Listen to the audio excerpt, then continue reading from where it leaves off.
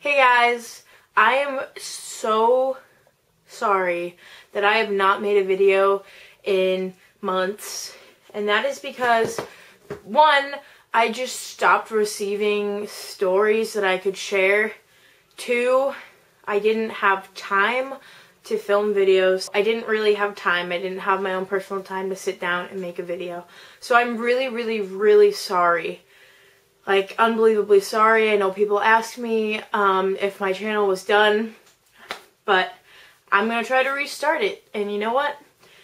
I hope I don't fail again, because that was really bad and I'm really sorry.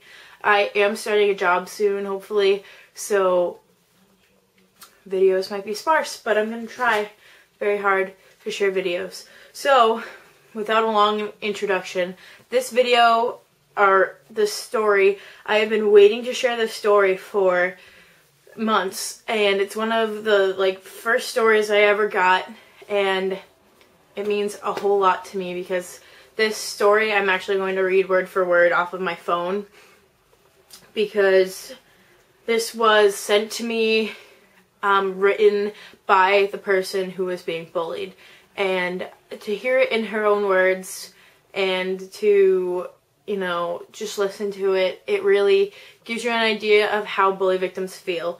So I'm going to read this word for word. So here we go. Sorry that I'm going to be looking down the whole time. Do you know what it feels like to walk over the threshold of a door, only to drown in the sudden silence of a classroom? To be publicly ridiculed to the point where it takes every ounce of strength that the person has to stop the tears from coming? For your life to be so consumed by nothing that the only choice you feel like you have is to stop trying and give up everything you worked for? This was me for 8 long years. Everything started with my parents. I'm not saying they were bad parents. Actually, before school, they were fantastic parents. From the day I started school, it was the only thing that mattered to them and to me. Little did anyone know that I was dyslexic. No one could know, because then I wouldn't be the smart little child that everyone thought me to be. I had to be perfect at school because it was the only thing that I was good at. It was the only thing that got me noticed by my parents, other kids, and teachers. I felt so insignificant and minuscule in every other area of my life, but no one could take away my brain, so that's what I held close. I studied for hours on end every night just to keep my grades up. My home life was simply the constant craving for the slightest sign of attention my parents might throw at me. The possibility that one of them would ask me how my day was. My parents divorced when I was 10 years old, and since I have not spoken to my mother. She's mentally abused me to the point where I was scared to see her every day. She also lied to me about being terminally ill with cancer. She told me she was pregnant when she never was, and she was so conceited that I stopped existing after a while. These things will never stop me from loving her, but they hurt me. My brother is not any worse than any other annoying little brother, but eventually everything added up. He pinned every word said of every conversation he had against me, to make me feel less than human and to piss me off. This is the way I am treated by my family. School is a complicated story, but all I'm going to tell you is the basics of what happened. There are a multitude of things that I am bullied for. I am overweight due to a thyroid disorder. I am 2 years younger than everyone in my grade. I wear different clothing. I have social disorders that keep me from interacting with other humans normally. I am the opposite of attractive. I wear glasses. I am bisexual. All of these things are stacked against me, and the people I went with to school never let me forget that. It got to the point where I broke up with the only real boyfriend I've ever had because people thought he was imaginary, because no real guy would ever want to be with me. All through school, I have only had 2 friends, but then they started dating and forgot about me. People say I have no friends, or I hate people. They say these things as jokes, most of the time.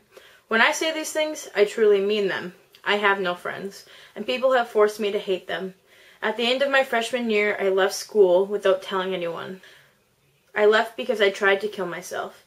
I changed schools because I couldn't go back, or I would try again. I'm telling you this to help other people. I want them to know that there is always a way out, and that way isn't a handful of pills. Trust me. I want people to know that without you, someone out there in the world would be lost, will be sad, No matter how much you think otherwise, it is true. Someone out there loves you. So it goes to show that no matter how well you know someone, you never really know all of their issues at home or at school. So when you bully someone you barely know, you don't know if you're pushing that person to their last straw or if they're going to just snap if you say one more thing. So she is very strong. I know that she is doing better now, and I'm very, very proud of her for sharing her story.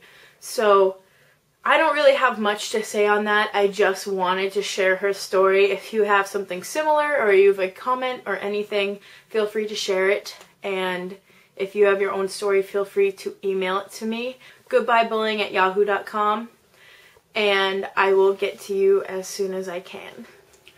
Please keep checking back in. Videos will be more constant now, and I hope that this video helped someone. Bye.